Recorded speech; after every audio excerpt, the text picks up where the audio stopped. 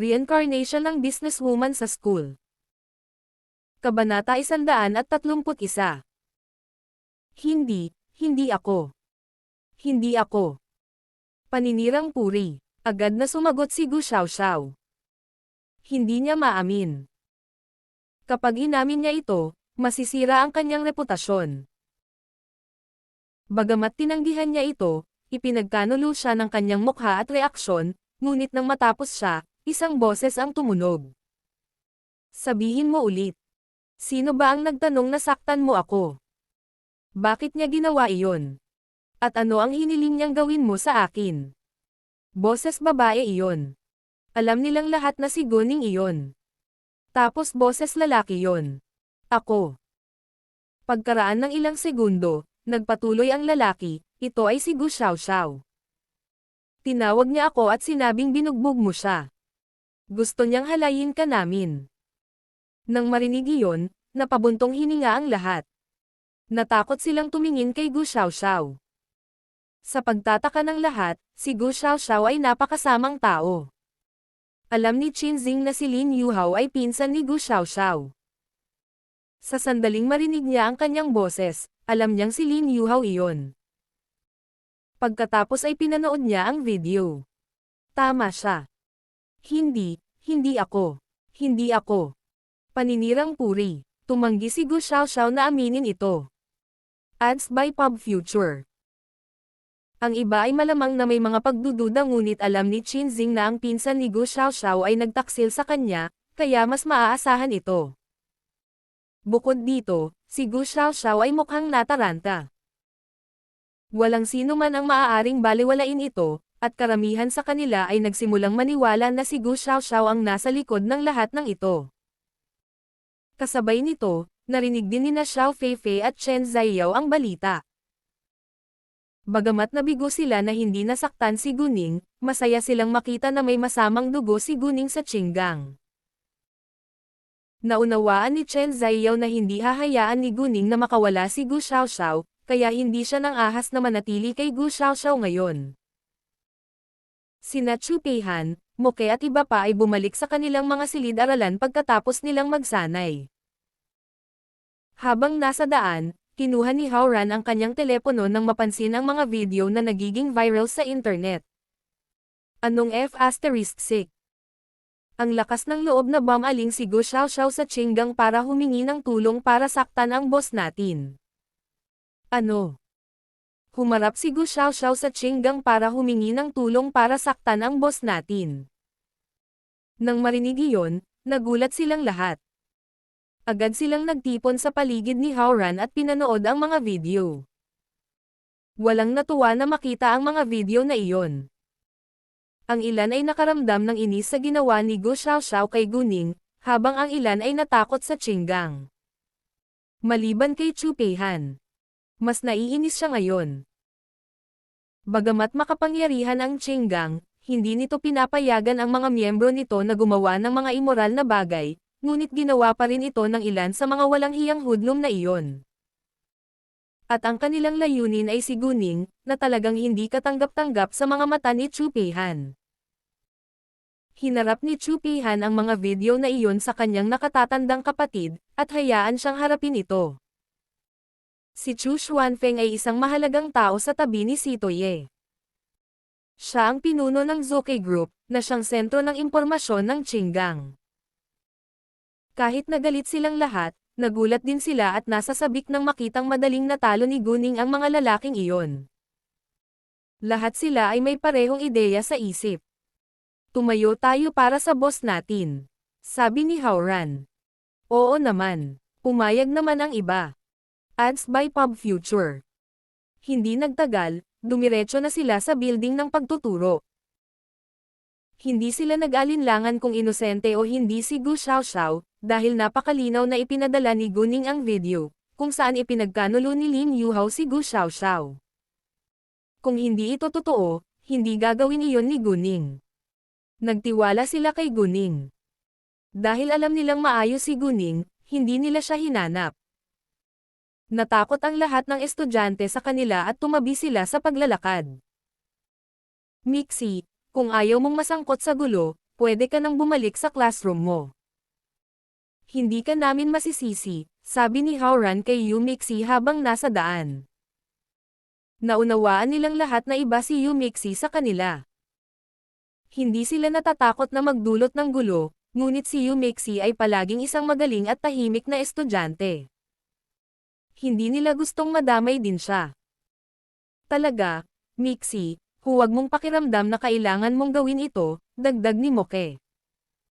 Hindi, sasama ako sa inyong lahat. Bagamat talagang nag-aalala si Yumixi na malagay sa gulo, nagpa siya siyang tumayo kasama ang kanyang mga kaibigan. Napakahusay ng pakikitungo ni Guning sa kanya.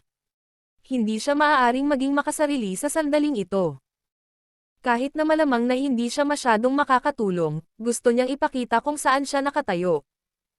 Si Howran at ang iba ay hindi nagpumilit. Hindi nagtagal ay natuklasan ni Chu Xuanfeng ang mga video na ipinadala ni Chu Peihan. Nasaksihan niya ang pagkatalo ni Guning sa 4 na matatandang lalaki. Kaya hindi na siya masyadong nagulat nang malaman na natalo niya ang 5 hudlong na iyon, ngunit naiirita rin siya na may isang taong gumahasa kay Guning para sa kaunting pera. Sa kabutihang palad, sila ay nabigo. Nabigo lang sila dahil hindi mahina si Guning. Kung mahinang babae si Guning, malamang napahamak na siya. Si Chu Xuanfeng ay may magandang damdamin kay Guning. Ang kanyang nakababatang kapatid na babae at si Guning ay malapit na magkaibigan din. Handang ipadala ni Chu Peihan ang mga video na iyon sa kanya, at hayaan siyang harapin ito. Pinatunayan nito na malaki ang kahulugan ni Guning kay Chu Peihan. Sa makatuwid, kinailangan itong pangasiwaan ni Chu Xuanfeng ng maayos. Siyempre, kahit hindi para kay Guning, hindi rin papayagan ni Chu Xuanfeng ang kanyang mga tao na sirain ang reputasyon ng Qinggang. Ang ganitong mga immoral na gawain ay lubhang makakasira sa reputasyon ng Qinggang, kaya hindi ito maaaring baliwalain ni Chu Xuanfeng. Walang pagkaantala, hiniling ni Chu Xuanfeng sa kanyang mga tauhan na mag-imbestiga. Gusto niyang malaman kung ang mga hudlom na iyon ay mula sa Qinggang, at kung sino ang kanilang direktang amo. Napakaraming tao sa Qinggang na hindi kilala ni Chu Xuanfeng ang bawat isa sa kanila. Pamilyar lang siya sa management at sa mga key figure na iyon. Kung hindi sila mula sa Qinggang at ginamit lamang ang impluwensya ng Qinggang para gumawa ng masama, maaari niya silang parusahan ng malumanay. Gayunpaman, kung sila ay mula sa Qinggang, sila ay sumuwi sa mga patakaran at mapaparusahan ng mabigat ayon sa mga prinsipyo ng Qinggang. Alam ni Chu Xuanfeng na hindi maginhawa para kay Chu Peihan na makatanggap ng mga tawag dahil ipinadala niya ang video na iyon sa kanya sa pamamagitan ng WeChat. Kaya hindi niya ito tinawagan. Sa unang silid-aralan, natigilan ang lahat ng biglang sumugod sina Chu Peihan, Howran at iba pa sa loob.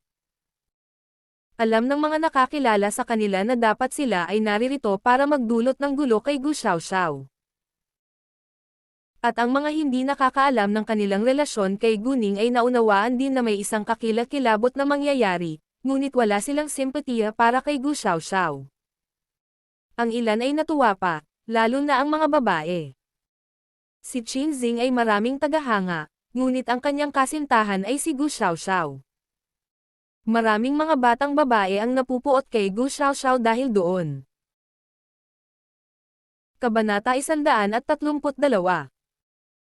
Nang makitang may problema si Gu Xiaoxiao ngayon, hindi nila maiwasang matuwa. Bukod pa rito, literal na hindi katanggap-tanggap ang ginawa ni Gu Xiaoxiao. Alam ni Gu Xiaoxiao na narito sila para sa kanya. Siya ay natakot. Maliban kina Zhang Tianping at Yu Mixi, hindi siya nang ahas na magkaroon ng masamang dugo sa alinman sa iba. Siya ay nanginginig sa takot, at sabik na makatakas pabalik sa kanyang tahanan, ngunit, hindi niya magawa. Si Chu Peihan ang unang tumakbo kay Gu Xiaoxiao at sinampal siya ng malakas sa kanyang mukha. Nagulat ang lahat. Si Gu Xiaoxiao ay nasa matinding sakit at inis. Bagamat natatakot si Gu Xiaoxiao kay Chu Peihan, ayaw niyang tiisin iyon. Binatukan niya si Chu Peihan, Chu Peihan, bakit mo ako sinaktan? Ang layunin ni Gu Xiaoxiao ay si Guning, hindi si Chu Peihan. Kahit na malapit sina Chu Peihan at Guning, hindi niya kayang sampelan si Gu Xiaoxiao dahil doon. Nagalit si Gu Xiaoxiao tungkol dito.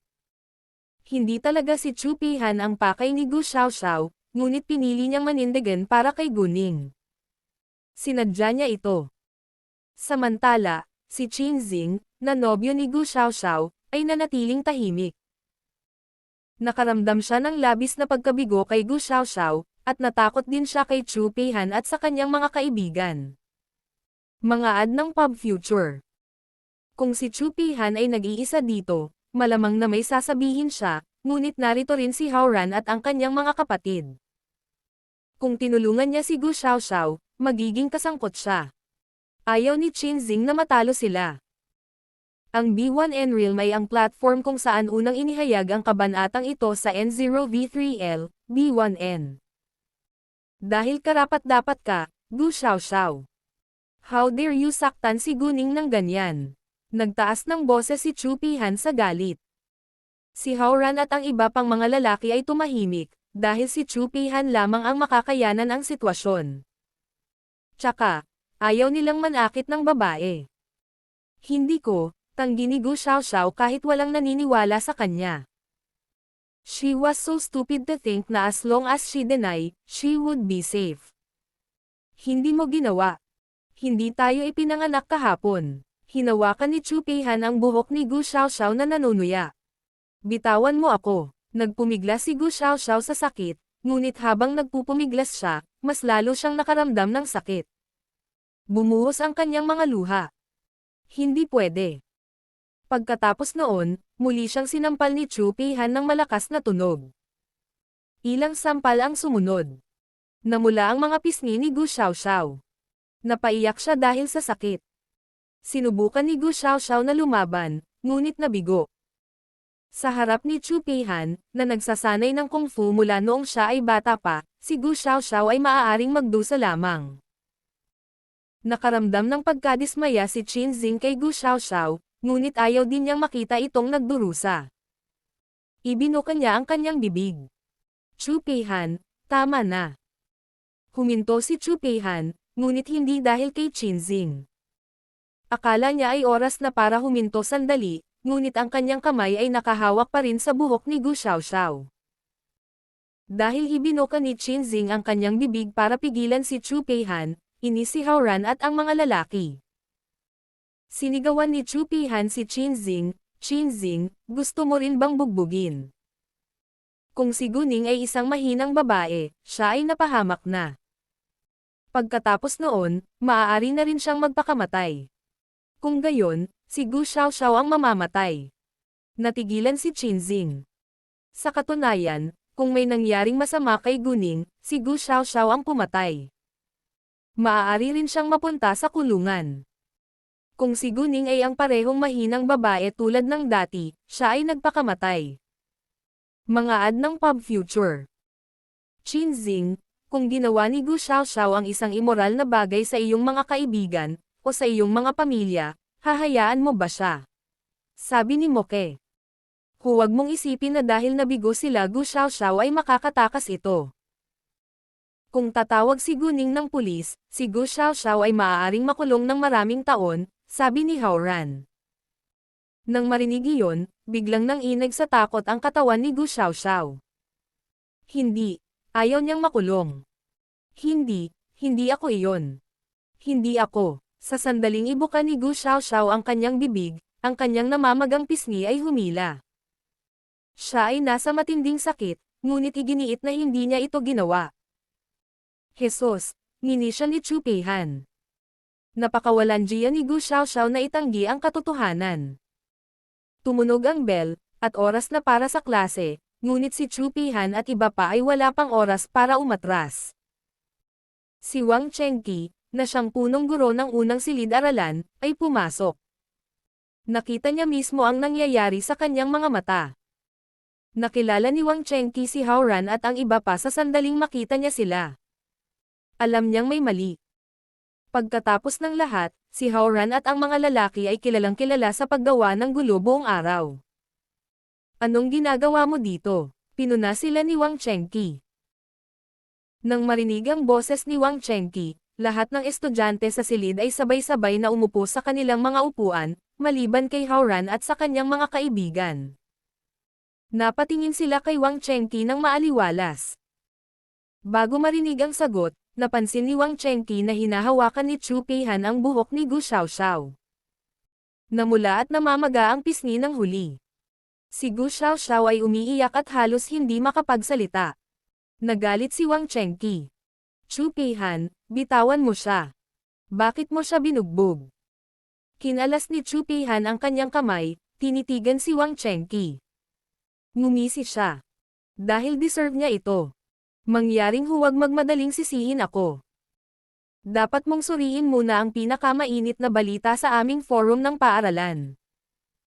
Nang marinig iyon, alam ni Wang Chengqi na ito ay komplikado. Agad niyang nilabas ang phone niya para tingnan ang school forum. Binasa niya ang mga post at video. Nagulat siya sa pambihirang kakayahan ni Guning, pagkatapos ay nagalit siya sa pagkakasangkot ni Gu Xiaoxiao. Bagamat hindi siya sigurado na si Gu Xiaoxiao ang nasa likod ng lahat ng ito, hindi rin niya ito maitatanggi. Gayunpaman, bago ang matibay na patunay ay nasa mesa, sinubukan niya ang kanyang makakaya upang pigilan ang kanyang galit. Tinanong niya si Gu Xiaoxiao, Gu Xiaoxiao, totoo ba ito? Kung gayon, si Gu Xiaoxiao ay magiging masyadong mabisyo. Ano ang ginawa ni Guning kay Gu Xiaoxiao na naging dahilan para maging malupit siya kay Guning? Hindi totoo, giit ni Gu Xiaoxiao, ngunit hindi siya sapat na kasanayan upang itago ang kanyang tunay na nararamdaman. She panic kaya obviously. Nay na si Wang Chengqi pati na rin nadismaya. Malaki ang inaasahan niya sa bawat isa sa kanyang mga estudyante sa unang silid-aralan. Nasasaktan siya ngayon. Kabanata 133. Ang ginawa ni Gu Xiaoxiao ay naging overbroad. Ito ay masyadong maimpluwensyang huwag pansinin. Kahit na gusto niyang tulungan si Gu Xiaoxiao, nakatali ang kanyang mga kamay. Hindi lamang si Guning, kundi pati na rin ang iba pang mga estudyante sa kanilang paaralan ay naghihintay ng paliwanag. Maaaring maapektuhan din ang reputasyon ng kanilang paaralan kung hindi mahawakan ng maayos ang bagay na iyon. Chu Peihan, Gu Xiaoxiao, sundan niyo akong dalawa sa Academic Affairs Office. Siya bilang isang ordinaryong guro ay hindi niya kayang hawakan ito sa kanyang sarili. Maaari lamang niyang dalhin ang mga ito sa Academic Affairs Office, at ibigay sa pinuno ng Academic Affairs Office. Bagamat kasalanan ni Gu Xiaoxiao, mali rin si Chu Peihan na talunin siya. Kailangan nilang dalawa na pumunta sa Academic Affairs Office. Para naman kay Howran at sa iba pa, wala silang nagawa, kaya hindi sila maparusahan. Bumalik na kayong lahat sa mga classroom nyo, sinabi niya. Si Howran at ang iba ay walang kamalay-malay na sumulyap kay Chu Peihan na may pag-aalala. Nanatiling kalmado si Chu Peihan. Binigyan niya sila ng nakakaalam na tingin. Nakasanayan na niyang bisitahin ang Academic Affairs Office, at wala siyang pakialam dito. Nang naunawaan ni Howran at ng iba pa na magiging maayos si Chu Peihan, bumalik sila sa kanilang mga silid-aralan.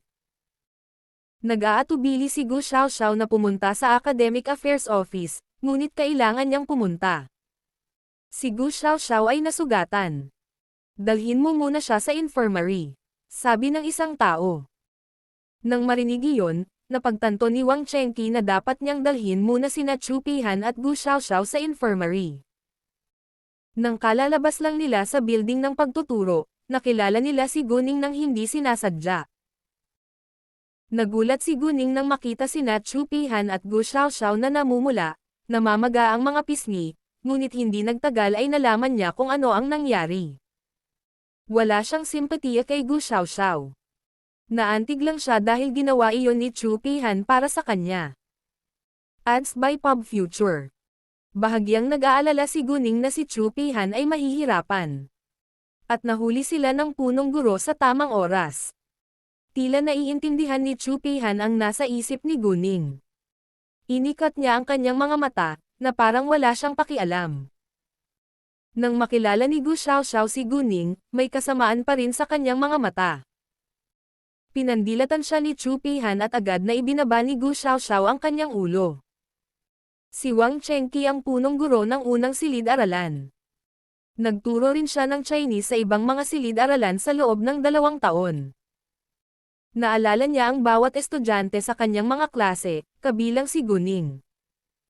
Nang makita niya si Guning, halo-halong emosyon ang naramdaman niya. Si Guning ang biktima, ngunit hindi pa rin niya alam kung ano ang ginawa ni Guning kay Gu Xiaoxiao na naging dahilan para maging malupit siya kay Guning. Hindi siya pumayag na tumalon sa conclusion na si Guning ay inosente, habang si Gu Xiaoxiao ay mabisyo. Walang sino man ang gagawa ng krimen ng biglaan. Guning, sundan kami sa Academic Affairs Office, sabi ni Wang Chengqi. Oo naman, walang pag-aalinlangan na sagot ni Guning. Habang nasa daan, patuloy na nakikipag-ugnayan sina Chu Peihan at Guning sa isa't isa gamit ang kanilang mga mata. Dahil nandito si Wang Chengqi, hindi sila makapag-usap. Tinawag ni Wang Chengqi ang mga punong guro ng ikalawang silid-aralan at ika-4 na silid-aralan sa Academic Affairs Office. Sinabi sa kanila ni Wang Chengqi na sinampal ni Chu Peihan si Gu Xiaoxiao, at may kakilakilabot na nangyari kay Guning. Sinabi rin niya sa kanila na basahin ang mga post tungkol kay Guning sa forum. Nang basahin ni Zhang Qiuhua ang mga post, nagkaroon siya ng parehong reaksyon gaya ng iba. Una siyang nabigla sa pambihirang kakayahan ni Guning, pagkatapos ay natakot sa Qinggang, at inis sa pagkakasangkot ni Gu Xiaoxiao sa huli. Na-curious din siya kung ano ang ginawa ni Guning kay Gu Xiaoxiao na naging dahilan para maging malupit siya kay Guning. Ngunit maaari lang siyang tumakbo sa Academic Affairs Office para mahanap ang katotohanan. Namumula at namamaga pa rin ang pisngi ni Gu Xiaoxiao. Sa kabutihang palad, siya ay magiging maayos sa lalong madaling panahon sa pamahid. Bagamat nasugatan ay hindi siya makaalis kaagad, dahil kailangan niyang harapin ang kanyang ginawa. Maya-maya, pumunta sila sa Academic Affairs Office. Ang pinuno ng Academic Affairs Office ay isang 50 taong gulang na lalaki na nagngangalang Zhu Jian. Nakatayo siya kahit papaano. Siya ay susuko sa kapangyarihan, at protektahan ang kanyang sarili, ngunit kung ang kapangyarihan ay wala, siya ay magiging patas. Ads by Pub Future. It was understandable actually. Siyempre, hindi rin niya sasaktan ang mga tao sa sarili niyang pagkukusa. Ang unang pagbubunyag ng kabanatang ito ay nangyari sa pamamagitan ng N0V3LB-in. Siya ay humatol sa gulo na ito. Dumating si Wang Chengqi sa Academic Affairs Office kasama sina Guning at iba pa. Sinulyapan ni Zhu Jian si Chu Peihan, at si Gu Xiaoxiao na may mapupulang namamagang pisngi. Nalaman niya kaagad na maaaring si Chu Peihan ang sumampal kay Gu Xiaoxiao at nahuli ni Wang Chengqi. Si Zhu Jian ay walang magawa ngayon, dahil wala siyang magagawa tungkol kay Chu Peihan. Sa paaralang ito, isa siya sa iilang tao na nakakaalam sa makapangyarihang background ni Chu Peihan. She had the gang to support her, which was the reason why she could still stay in the school kahit ilang beses na siyang pinarusahan. Chu Peihan, hindi ka ba maaaring tumahimik kahit saglit? Pinuna ni Zhu Jian, ngunit habang banayad pa rin. Sir, hindi sa pagkakataong ito. Nararapat ito kay Gu Xiaoxiao. Galit na nakipagtalo si Chu Peihan. Hindi siya natatakot kay Zhu Jian, ngunit ipinakita niya ang kanyang paggalang. Ikaw, naiinis si Zhu Jian. Ginamit ni Chu Peihan ang parehong dahilan sa tuwing sinusuntok niya ang ibang mga estudyante. Alam niyang mahilig gumawa ng malaking kaguluhan si Chu Peihan sa isang maliit na isyu. Si Wang Chengqi ay medyo napahiya. Aniya, pakibasa ang mga post na iyon at panoorin muna ang mga video sa aming forum ng paaralan. Hindi alam ni Wang Chengqi kung paano ito ipapaliwanag sa kanyang sarili. Sobrang nakakahiya. kaya direktang pinayuhan niya si Zhu Jian na basahin at panoorin ang mga post at video. Alam ni Zhu Jian na mayroong pinakamainit na balita sa forum ng kanilang paaralan, kaya agad niya itong tiningnan. Pamagat. Pinalo ng makapangyarihang Diyosa Go ang 5 lalaki sa loob ng ilang minuto. Video. Pamagat. Isang babaeng estudyante ang binugbog ang 5 lalaki mula sa Qinggang. Video. Pamagat. Ang lalaking nagsasabing si Gu Xiaoxiao ang nasa likod nito. Video. Pamagat. Isang mabangis na labanan sa labas ng ating paaralan, nagtaksil ang nangungunang tao. Sa pagbabasa ng mga headline, galit na galit si Zhu Jian na halos hindi na siya makahinga ng normal. Ang kanyang malamig na paningin ay nahulog kay Gu Xiaoxiao. Si Gu Xiaoxiao ay nanginginig sa takot. Gayon din si Wang Chengqi. Si Guning at Chu Pihan lang ang hindi naapektuhan. Kung totoo ang nangyari, si Gu Xiaoxiao ay nasa malaking problema. Para malaman kung ano ang eksaktong nangyari, nag-click si Zhu Jian sa bukas na mga video para panoorin ang mga ito ayon sa timeline. Nagulat siya nang makitang si Guning, isang batang babae na nag-iisa, ay binugbog ang 5 matatandang lalaki. Bago matapos ni Zhu Jian ang lahat ng mga video, naroon na ang mga punong guro ng ikalawa at ika-4 na silid-aralan, ngunit hindi nila ginambala si Zhu Jian. Ang punong guro ng pangalawang silid-aralan ay isang lalaki sa edad na 30. Ang kanyang pangalan ay Jiang Yuan. Wala siyang ideya tungkol sa mga video, kaya hindi niya alam ang mga detalye. Ang alam lang niya ay sinampal ni Chu Pihan si Gu Xiaoxiao. Gayunpaman, hindi alam ni Jiang Yuan kung ano ang gagawin sa libangan ni Chu Pihan na makipag-away sa ibang mga estudyante. Hindi magbabago si Chu Pihan maliban kung gugustuhin niya. Maliban sa principal at kay Zhu Jian, alam din ni Jiang Yuan ang background ni Chu Pihan sa kanilang paaralan. Sinabihan ng principal si Jiang Yuan na huwag inisin si Chu Pihan, at huwag pansinin ang lahat ng paulit-ulit niyang pagliban sa mga klase. Bagamat hindi masaya si Jiang Yuan sa simula, lalo na dahil mahilig malate at absent si Chu Pihan, unti-unti niyang nakilala ang karakter nito. Si Chu Pihan ang uri ng mag-aaral na hindi makikipag-away maliban kung iniirita siya ng iba. Bilang karagdagan, si Chu Pihan ay palaging isa sa nangungunang 50 sa kanyang grado, at isa sa nangungunang 10 sa kanyang klase. Sa makatuwid, si Jiang Yuan ay walang gaanong pagkiling sa kanya, ngunit wala pa rin siyang ideya kung paano haharapin ang isang mahirap na estudyante. Pagkarating ni Jiang Yuan, pinandilatan niya si Chu Pihan. Nagkibit balikat ang huli na para bang wala siyang pakialam dito. Mga ad ng pub future. Alam ni Zhang Qiuhua ang ilan sa mga detalye. Tumingin siya kay Guning nang may pagdududa. Agad na nagsuot ng inosenteng mukha si Guning. Si Zhang Qiuhua ay karaniwang naniniwala na hindi ito kasalanan ni Guning. Habang pinapanood ni Zhu Jian ang video kung saan pinagtaksilan ni Lin Yuhao si Gu Xiaoxiao, mas naiinis siya. Narinig din ni Jiang Yuan ang usapan mula sa video. Ngayon, sa wakas ay naunawaan na niya ang nangyari, at napabilog ang kanyang mga mata sa gulat. Kung ito ay totoo, si Gu Xiaoxiao ay napakasamang tao. Alam ni Jiang Yuan na malapit sina Chu Pihan at Guning. Alinsunod dito, malamang na natalo ni Chu Pihan si Gu Xiaoxiao para kay Guning. Nag-aatubili na siyang sisihin si Chu Pihan. Bagamat hindi niya dapat pinalo si Gu Xiaoxiao, ang ginawa ni Gu Xiaoxiao ay masyadong immoral at labag sa batas. Hinampas ni Zhu Jian ang mesa gamit ang kanyang kamay ng malakas ng bigla. Nagulat ang lahat. Gu Xiaoxiao, totoo ba ang sinabi ng lalaking iyon? Pinandilatan ni Zhu Jian si Gu Xiaoxiao, seryosong tanong sa kanya. Hindi. Hindi ito totoo, kinilabutan ngayon si Gu Xiaoxiao, ngunit tumanggi pa rin itong aminin, ngunit napakabata pa niya para magsinungaling ng maayos. Gu Xiaoxiao, huwag mong isipin na magiging maayos ka sa pagtanggi nito. Saksi natin ang lalaki, panunuya ni Chu Pihan. Ako. Nagpanik si Gu Xiaoxiao at hindi alam kung ano ang sasabihin. Sabihin mo sa akin, bakit mo ginawa iyon? Tanong ni Zhu Jian.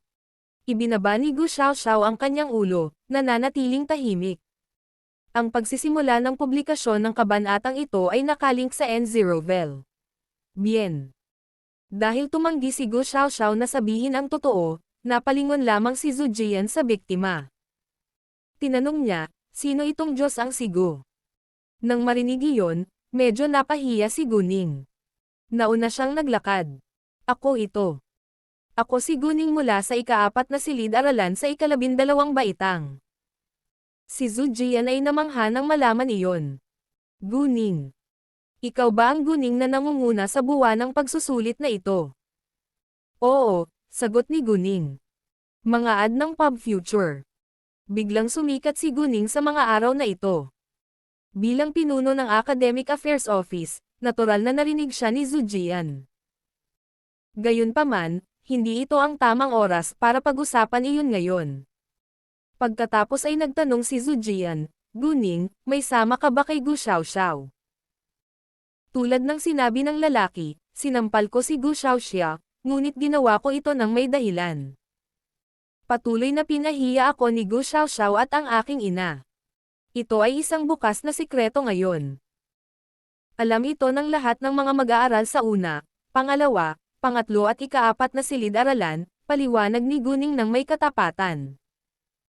Dahil sinabi ni Guning, malamang na maniwala si Zhu Jian sa kanya.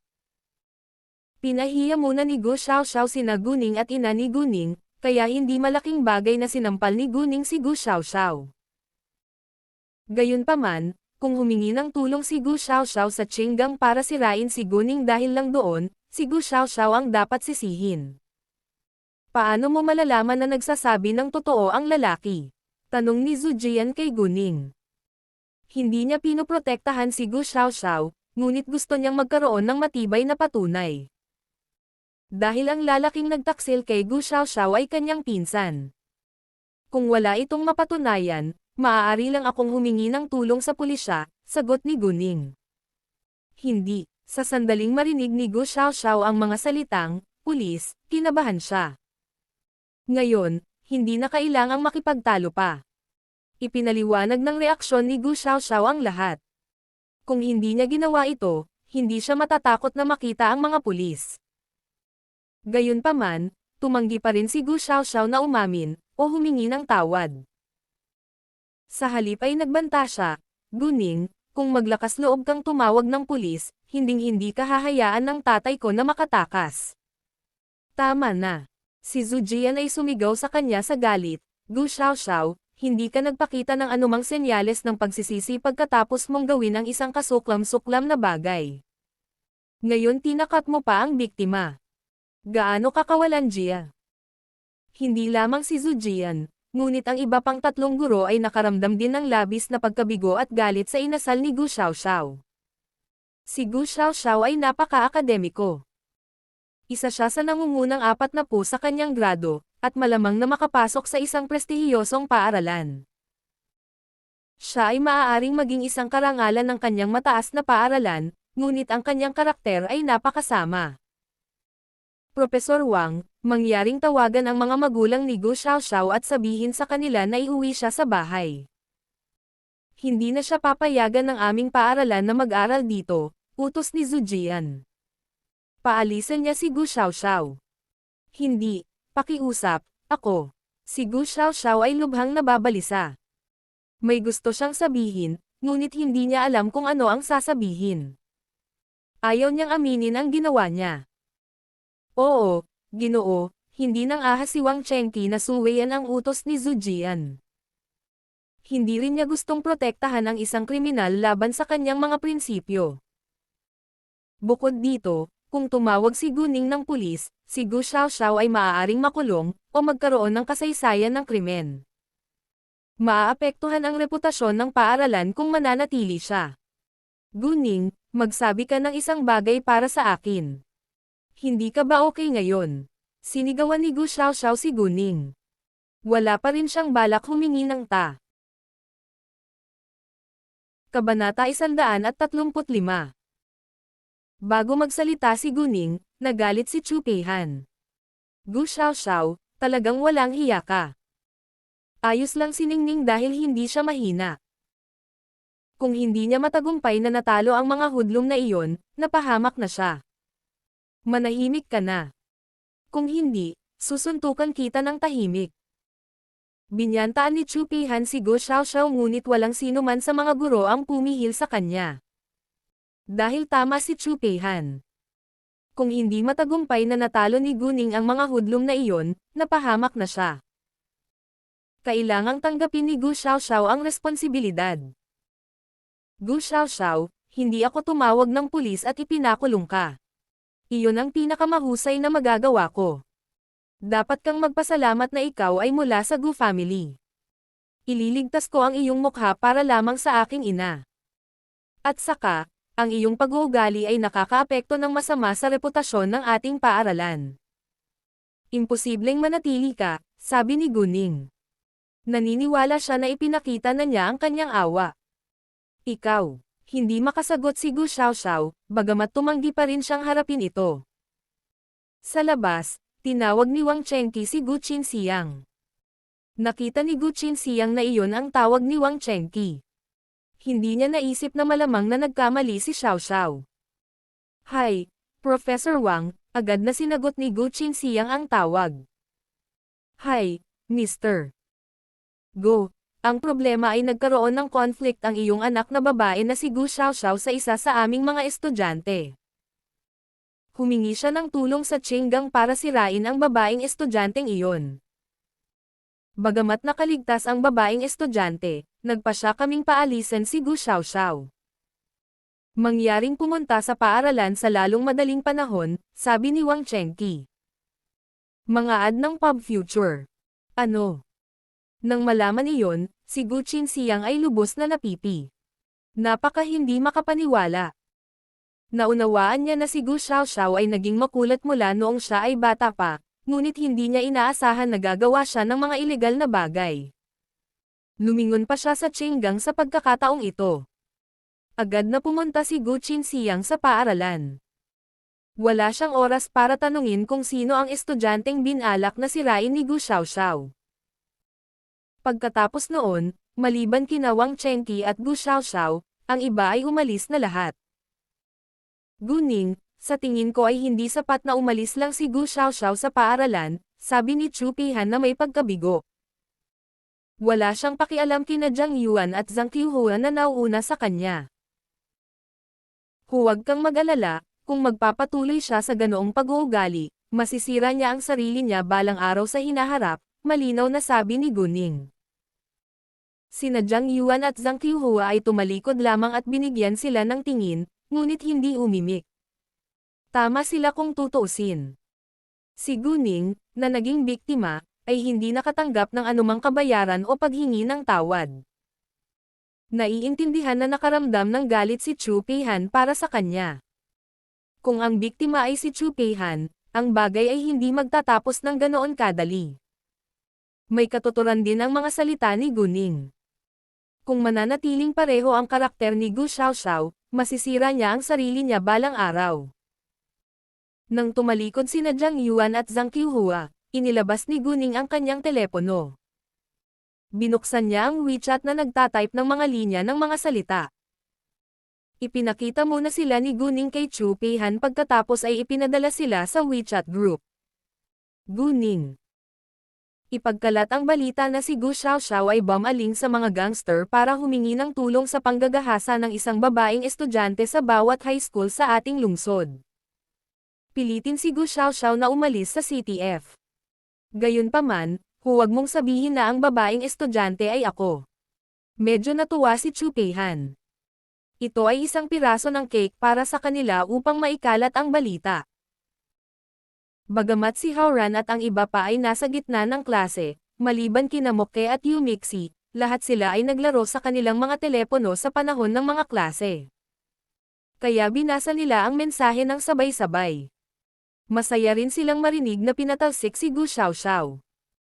Nang bumalik si Gu Ning sa kanyang silid-aralan, napansin niyang natutuwa si Xiao Feifei. Nalito si Gu Ning. Hindi siya ang may problema ngayon. Bakit natuwa si Xiao Feifei? Mga ad ng Pub Future.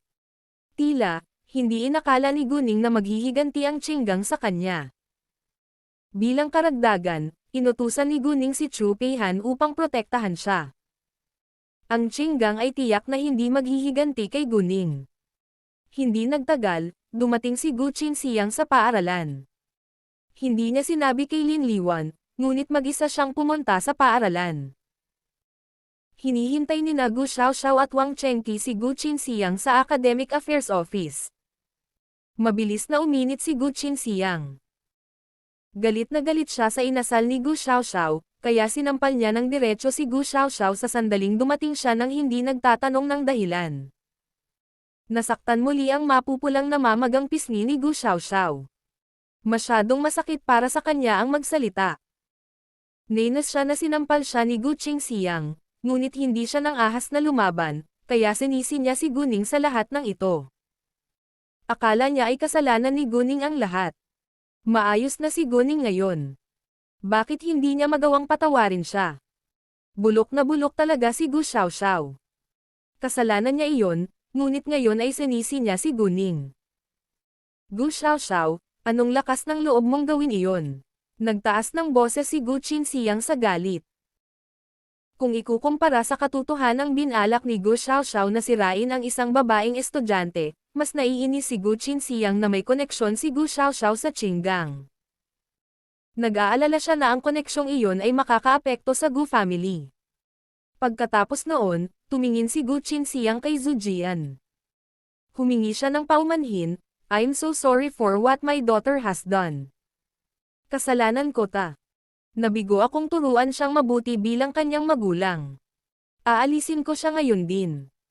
Ang paaralan ay gumawa ng desisyon. Masyadong nahihiya si Gu Qinxiang na magmakaawa kay Zhu Jian na hayaang manatili si Gu Xiaoxiao. Ngunit curious din siya sa dahilan kung bakit gustong sirain ni Gu Xiaoxiao ang babaeng estudyanteng iyon. Kaya nagtanong siya, "Maaari ko bang malaman kung ano ang naging alitan ng aking anak sa estudyanteng iyon?" Pinahiya ni Gu Xiaoxiao ang estudyanteng nagngangalang Guning at ang kanyang ina, kaya sinampal ni Guning si Gu Xiaoxiao, sabi ni Zhu Jian. Guning. Nang marinig iyon, nagsuot si Gu Qinxiang ng hindi nasisiyahang mukha na may halong emosyon. Gayunpaman, hindi niya masisisi si Guning ngayon. Hindi niya gusto si Guning, ngunit tinatrato lang niya ito na parang isang tagalabas. Gusto niyang manatiling malayo sa kanya, ngunit hindi niya naisip na saktan sila. Umalis si Gu Qinxiang kasama si Gu Xiaoxiao mamaya. Hindi man lang nila dala ang mga libro sa classroom. Sa daan, natuklasan ni Gu Qinxiang na namumula at namamaga ang mga pisngi ni Gu Xiaoxiao. Nakaramdam siya ng panghihinayang.